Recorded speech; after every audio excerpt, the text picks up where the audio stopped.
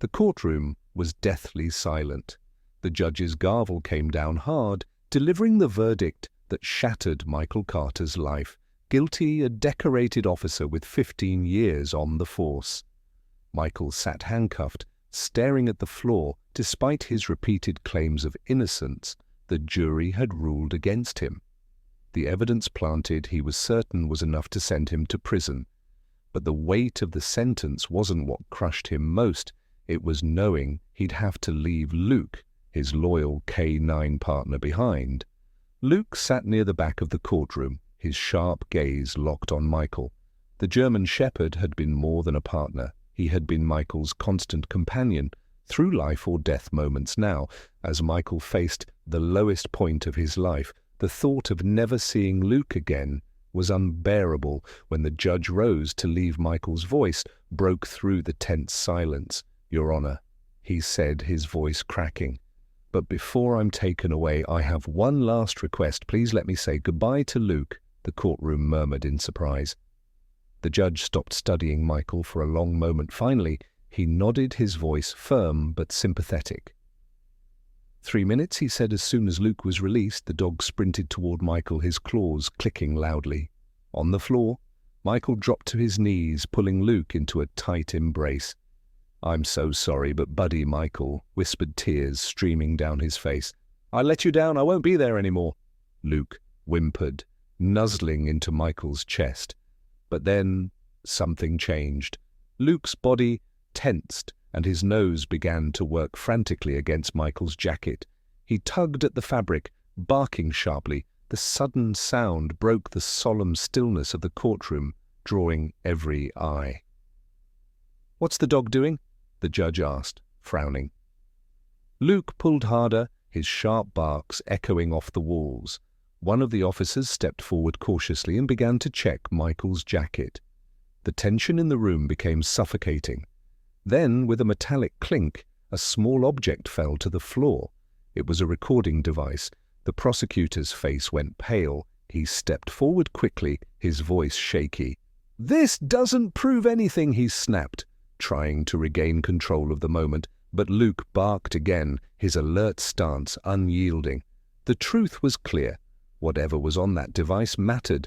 Michael stared at the small recorder, his heart pounding for the first time in weeks. Hope flickered. Could this be the proof he'd been waiting for? Did you feel the power of the bond between Michael and Luke? Imagine what's still to come in this gripping and emotional story. If you want to find out what's on that recorder and how it could change everything, hit the like button and subscribe to the channel.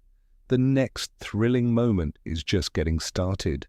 The courtroom was frozen in stunned silence. The small recording device lay in the center of the floor, its metallic casing glinting under the harsh fluorescent lights. Luke remained rigid beside Michael, his piercing barks cutting through the room as if demanding someone pay attention. Every set of eyes turned to the object, and the air became thick with tension. "Pick it up," the judge ordered, his voice low but firm. The officer closest to the device hesitated for a moment before bending down and scooping it into his hand. He held it up for all to see, confusion etched across his face. "What is this?" the judge asked sharply, directing his gaze toward the prosecutor, who was already beginning to sweat. The prosecutor cleared his throat, his face pale. "Your Honor, this is irrelevant. It's not part of the evidence submitted during the trial." He stammered clearly. "It's been tampered with." "Tampered with," the judge interrupted, his eyebrows knitting together. In a courtroom during sentencing, his voice carried a razor-sharp edge now, and the prosecutor visibly flinched. "Officer, activate the device." The officer fumbled with the small recorder, his fingers trembling as he pressed the play button. A static-filled crackle filled the room, followed by muffled voices. Everyone leaned forward, straining to listen, and then the words hit like a bombshell. "Just plant the evidence," a gruff voice said, clear as day. "No one's going to question it. Carter's clean record makes him the perfect scapegoat. Get it done." Gasps erupted across the room. Michael's heart stopped, then began pounding furiously. He knew that voice. It belonged to someone he had trusted. His former supervisor, Captain Ray Harding. "That's enough," the prosecutor blurted, rushing toward the officer holding the recorder, but the judge slammed his gavel down. "Sit down." He barked, his tone so commanding that the prosecutor froze mid-step. Michael couldn't believe what he was hearing. The damning recording revealed everything: how the evidence had been planted, how he had been framed. Luke, still sitting calmly at Michael's side, let out a single low growl as if echoing his partner's silent fury. The judge leaned back in his chair, his expression dark. "This trial is not over," he said, firmly, addressing the room. "BFFs escort the defendant back to holding officers. Secure that device as new evidence. We're reopening this case for the first time in weeks." Michael felt a spark of hope as he was led away. Luke watched him go, his intelligent eyes filled with unshakable loyalty. Michael turned back for one last look at his partner, silently promising himself and Luke that he wouldn't let this injustice stand back in the cold holding cell.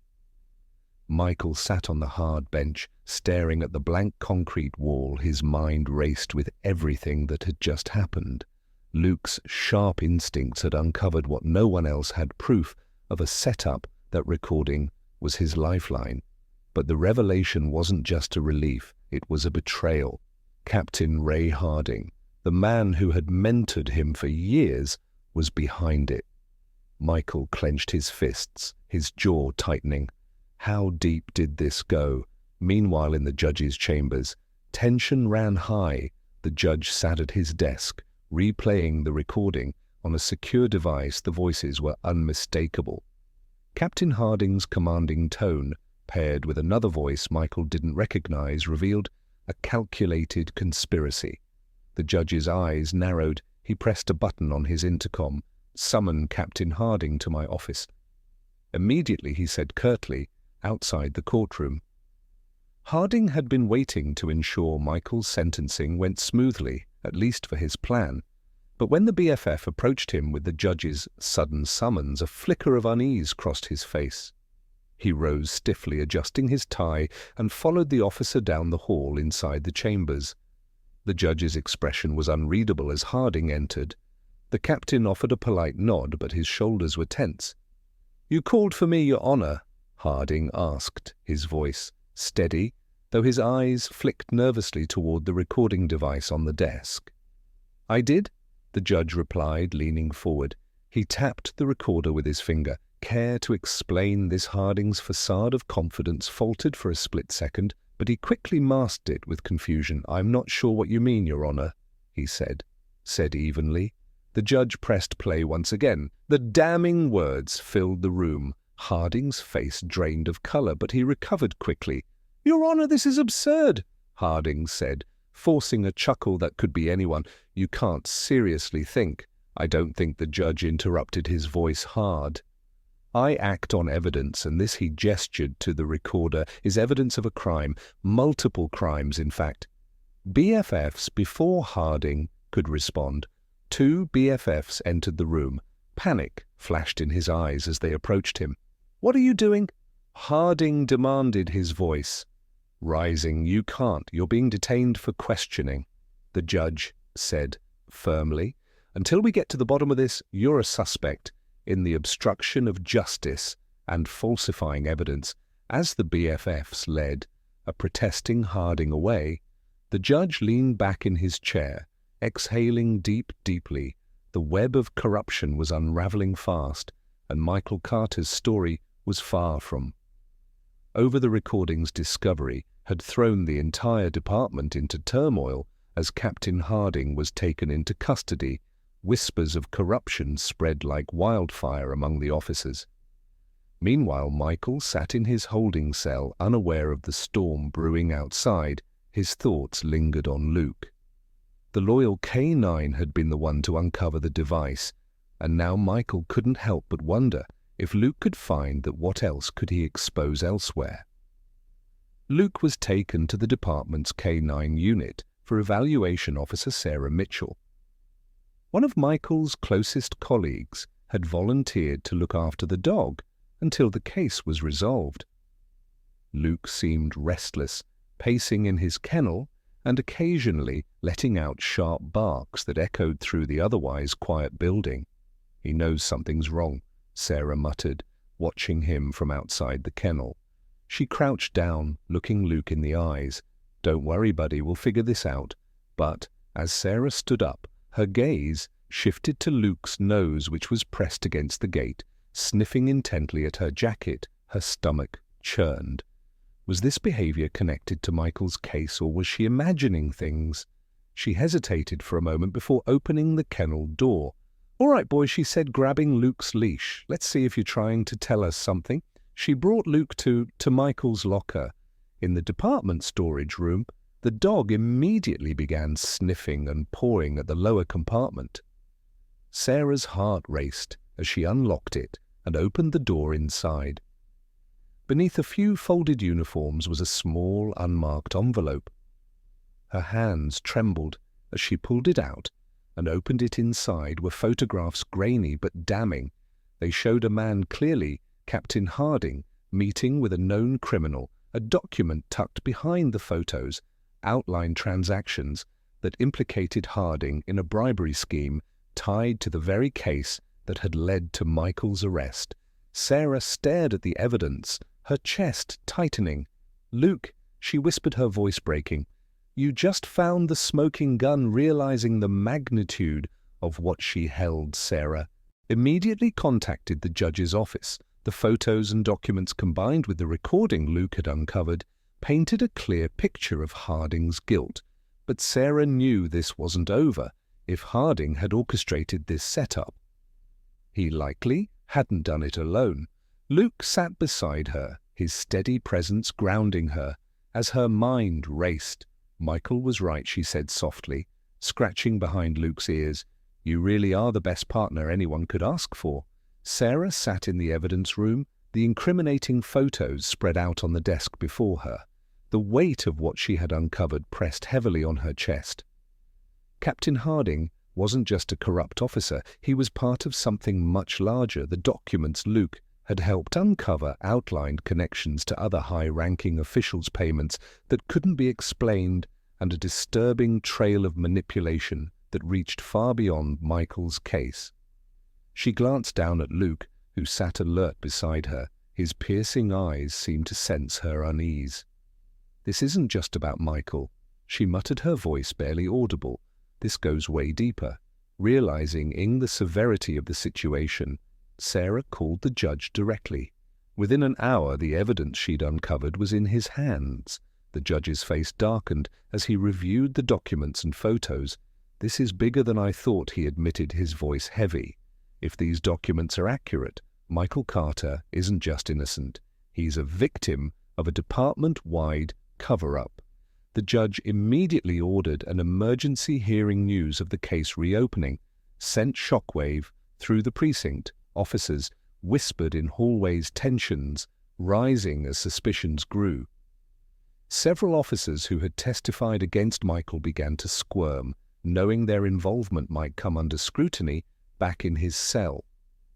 Michael was called out unexpectedly. The sudden commotion in the jail's holding area made his pulse quicken. He was escorted to a secure room where Sarah was waiting with the judge.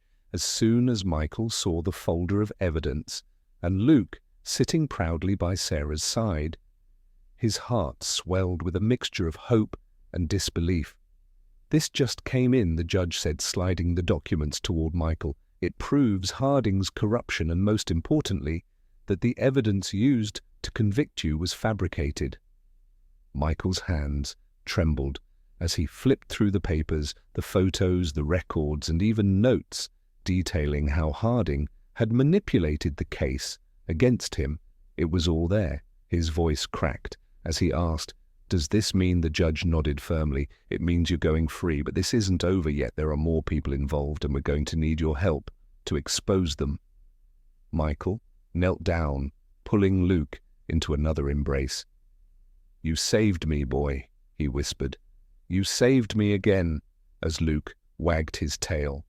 The relief in the room was palpable, but Michael knew this was just the beginning. Whoever had orchestrated this went deeper than Harding. There were more layers to uncover, and Michael wouldn't rest until the entire truth was brought to light. What do you think will happen next? Will Michael uncover the full truth behind this conspiracy? Share your thoughts in the comments. Michael stepped out of the courthouse for the first time as a free man, but the weight of what lay ahead was far heavier than the shackles he had just shed. Reporters swarmed the steps, shouting questions about his release, the reopened case, and the corruption, scandal brewing within the department. Michael ignored them, his focus solely on Luke, who trotted faithfully at his side. The sight of his loyal K9 partner brought a flicker of hope. Amid the chaos inside the courthouse, the judge had convened a special task force to investigate the growing web of corruption. Sarah, now an integral part of the team, was leading the charge. The photos, recordings, and financial records Luke had helped uncover pointed to a sprawling network of bribery and evidence tampering involving multiple officers and even external players. Captain Harding was just the tip of the iceberg. Michael, Sarah said, catching up to him outside the courthouse, "We need your help. No one knows this department better than you." Michael hesitated, his jaw tightening. He had spent his entire career trusting the badge, believing in the integrity of the system. Now that trust was shattered, but as he looked down at Luke, the dog's calm, determined eyes reminded him of why he had joined the force in the first place. "I'm in," he finally said, "but I'm not doing this for the department. I'm doing it for the truth and for every officer who's still fighting for what's right." The investigation began in earnest. Sarah and Michael worked tirelessly, piecing together timelines, cross-referencing cases, and interviewing officers who had worked closely with Harding. Some were willing to cooperate, but others stonewalled their silence, raising more suspicions. Luke played a surprising role, sniffing out hidden files and leading them to overlooked evidence during searches of Harding's office and locker one night. While sifting through a pile of old case files, Sarah discovered a list of names, officers, local politicians, and known criminals linked to suspicious payments and unsolved crimes. The deeper they dug, the more dangerous the trail became. It was clear that this wasn't just about Michael's case. It was about an entire network of people who had used their power to cover up crimes and destroy anyone who stood in their way. "Michael," Sarah said, her voice heavy with concern, "if we push this any further, we're going to make enemies, dangerous ones." Michael looked up from the file he was studying. "We've already made them," he said, "but I'm not stopping. Not until the whole truth comes out." Luke let out a soft bark, as if in agreement. Michael reached down to scratch the dog behind the ears, his resolve hardening. They weren't just fighting for justice anymore, they were fighting for everyone who had been silenced, betrayed, or framed. The task force was working around the clock. Boxes of evidence filled every available desk in the small conference room that had become the investigation headquarters. Michael, now officially cleared of all charges, had thrown himself into the work. The deeper they dug, the more twisted. The web of corruption became bank statements, falsified police reports, and intercepted communications, all pointed to a massive conspiracy that extended far beyond Captain Harding. Sarah placed a thick folder in front of Michael, her expression grim. "We've identified at least 6 other officers who were in on this," she said. "Some of them are high-ranking, and it gets worse. There's evidence tying them to organized crime." Michael leaned back in his chair, his mind racing. These weren't just rogue officers breaking the rules for personal gain. This was an orchestrated operation, blending corruption within the department with criminal enterprises outside of it. "If this is as big as it looks, we can't handle this alone," he said. "We need to take this federal." But Sarah shook her head. "Not yet. We're still missing key pieces. If we take this to the FBI now and they leak it, the whole operation could scatter. We need something definitive, something that locks these people in place." Their conversation was interrupted by Luke, who suddenly stood up from where he had been lying, By Michael's feet, the dog's ears perked as he trotted toward the door, sniffing the air. Michael frowned. "What is it, boy?" he asked, following Luke. Luke LED Michael to the far side of the conference room, where a stack of old case files sat in disarray. Sarah followed, watching, as Luke began to paw at one particular box. Michael opened it. His heart pounding. Inside were files from a case closed 5 years ago, a drug bust that had supposedly resulted in a clean sweep of arrests. But as Michael flipped through the documents, he noticed glaring inconsistencies. Names had been erased, and some sections of the reports were blacked out. "This doesn't make sense," Michael muttered. "These aren't standard redactions. Someone doctored these files." Sarah leaned over his shoulder. "And look at this," she said, pointing to a handwritten note at the bottom of one report. It was a signature Captain Harding's.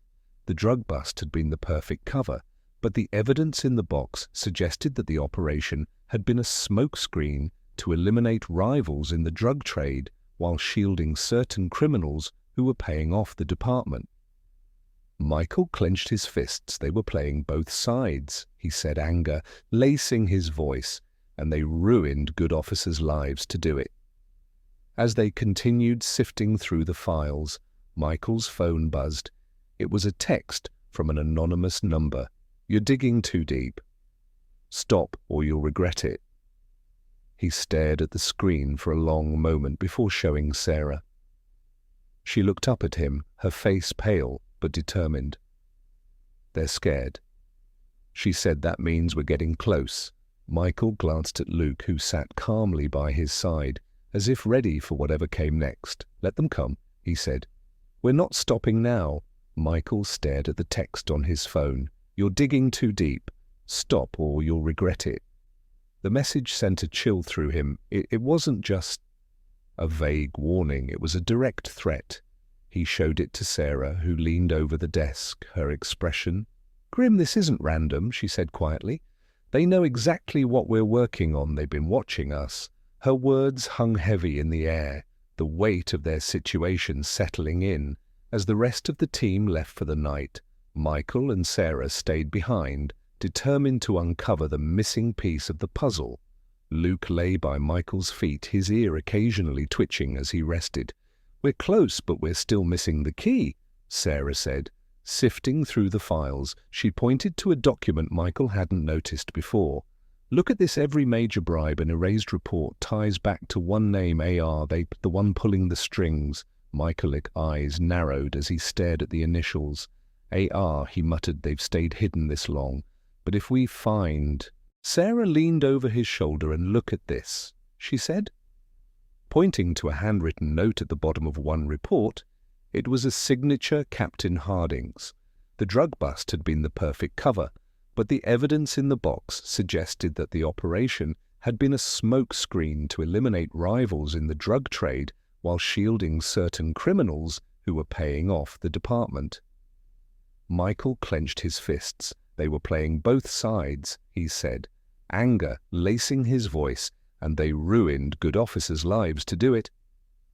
As they continued sifting through the files, Michael's phone buzzed. It was a text from an anonymous number. "You're digging too deep. Stop or you'll regret it."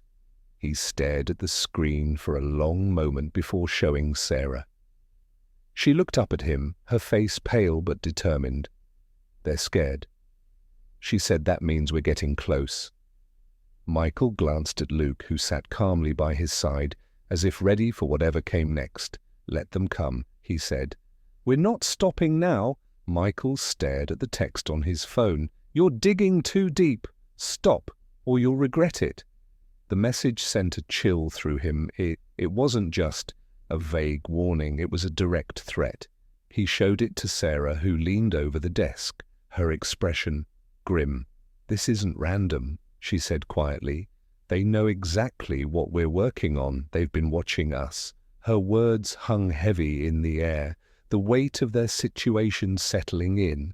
As the rest of the team left for the night, Michael and Sarah stayed behind, determined to uncover the missing piece of the puzzle. Luke lay by Michael's feet, his ear occasionally twitching. As he rested, "We're close, but we're still missing the key," Sarah said, sifting through the files. She pointed to a document Michael hadn't noticed before. "Look at this. Every major bribe and erased report ties back to one name." "Are they the one pulling the strings?" Michael's eyes narrowed as he stared at the initials. "AR," he muttered. "They've stayed hidden this long. But if we find them, this whole operation crumbles." Suddenly Luke stood up, his body tense, his ears flicked forward, and he let out a low growl. Michael looked down at him, alarmed. "What is it, boy?" he asked. But before Sarah could answer, the lights in the conference room flickered and then went out completely. The room was plunged into darkness. Sarah froze her hand, instinctively reaching for her weapon. "That's not a power outage," she said, her voice low and steady. The sound of breaking glass shattered the silence, followed by the unmistakable thud of footsteps outside the door. Michael's heart raced as adrenaline surged through his veins. He motioned for Sarah to take cover. "We're not alone," he whispered. Luke crouched low, his growl deepening, his sharp eyes fixed on the doorway. Whoever had sent the text wasn't bluffing. They had come to stop the investigation. The footsteps grew louder, inching closer. Michael gripped his weapon tightly, his mind racing through the possibilities. "Stay close, Luke," he whispered. Sarah locked eyes with him, her expression resolute. "Whatever happens," she said, "we don't let them win." As the door creaked open, Luke leapt forward, his instincts sharp and ready. Michael steadied his aim, prepared for whatever was about to come through that door. They were under attack, and the fight to expose the truth had just turned deadly. The door burst open and chaos erupted in an instant. A shadowed figure stepped into the room, their weapon drawn before they could react. Luke lunged with incredible speed, clamping his jaws onto the intruder's arm. The man let out a guttural scream, dropping his weapon as he tried to shake the dog off. Michael didn't hesitate. He swept the gun away with his foot and trained his own weapon on the second figure, now rushing through the doorway. "Don't move, Michael!" shouted his voice, cutting through the chaos. The second intruder froze, their hands raised, but the tension in their stance told him they were waiting for an opportunity to strike behind him.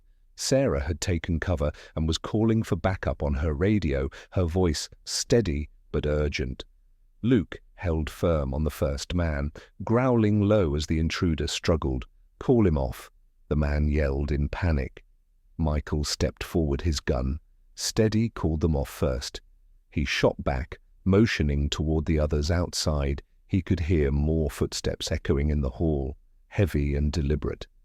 Whoever these people were, they hadn't come to negotiate. The man didn't respond, but before Michael could press further, another deafening sound filled the air. Tear gas canisters being thrown into the room. Thick, acrid smoke began to fill the space, stinging their eyes and throats. "We out of time!" Sarah yelled, grabbing the files they'd been working on. "We need to move." Michael whistled sharply, and Luke immediately released his grip on the man's arm, retreating back to Michael's side. The team moved quickly, ducking low to avoid the gas as they pushed toward the emergency exit at the back of the room. Gunfire erupted behind them, bullets pinging off walls and furniture.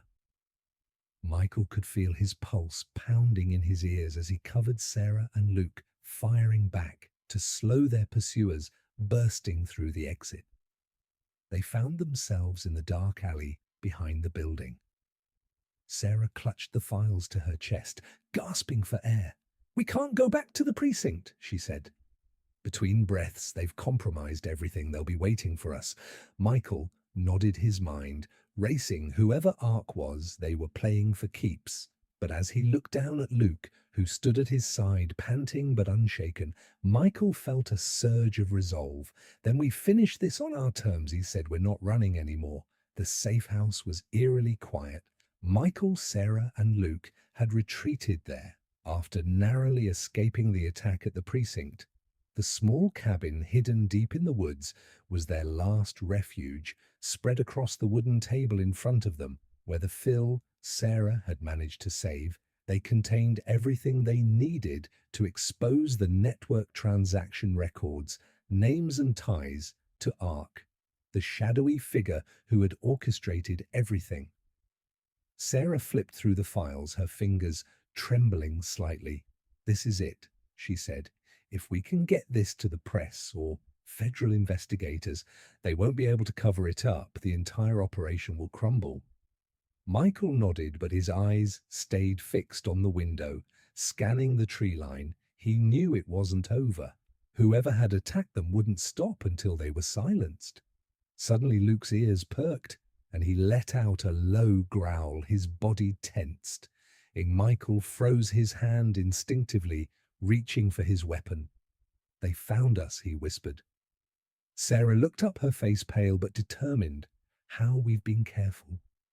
Michael shook his head. "It doesn't matter, they're here." The first shot shattered the stillness, breaking through the cabin's window. Glass sprayed across the room as Michael shoved Sarah behind the table for cover. Luke barked furiously, standing his ground at Michael's side, more shots out, the attackers closing in. Michael took a deep breath, adrenaline flooding his veins. "Stay down," he told Sarah. "Luke and I will hold them off." He and Luke moved in perfect sync as the attackers breached the front door. Michael fired, taking out one of the intruders. Luke lunged at another, his powerful jaws bringing the man to the ground, but the attackers kept coming. Sarah crawled toward the files, grabbing the most important documents and stuffing them into a bag. "Michael," she shouted over the gunfire, "we need to get these out of here now." Michael nodded his face. "Grimgo, Luke and I will cover you." Sarah hesitated for a split second before slipping out the back door, disappearing into the darkness with the evidence in hand. Michael and Luke held their ground, pushing back the attackers with every ounce of strength they had, just as the last intruder fell. Sirens echoed in the distance. Backup had finally arrived. Days later, the story broke.